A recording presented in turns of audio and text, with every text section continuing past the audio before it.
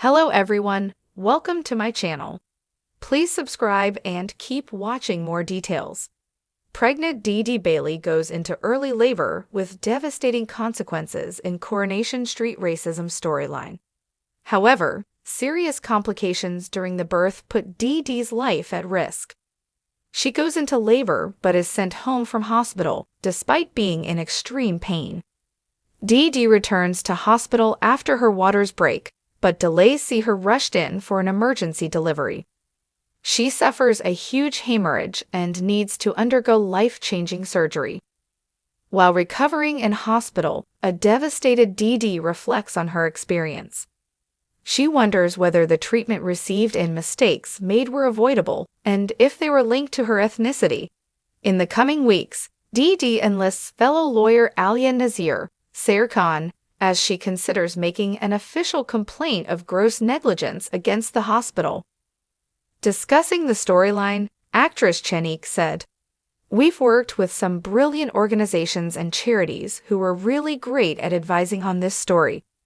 I got to speak to a woman who had a real lived experience of this, and her story is not dissimilar to what happens to Dee-Dee.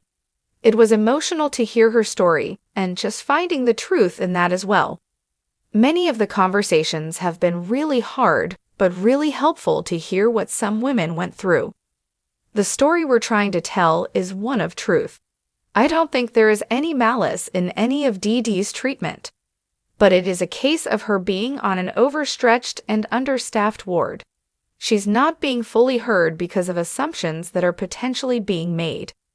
I also think she maybe is a little bit in denial, because I don't think she's probably quite ready to have the baby. It just ends up in a bit of an amalgamation of her pain being dismissed, and suddenly finding herself in a severe situation and she is really scared. Basically, everything is all systems go in terms of getting the baby out as quickly and safely as possible. But it's really frightening how quickly that develops, and how, if someone had intervened a bit sooner and picked up on those symptoms a bit sooner, it might have meant that such drastic measures wouldn't have needed to be taken."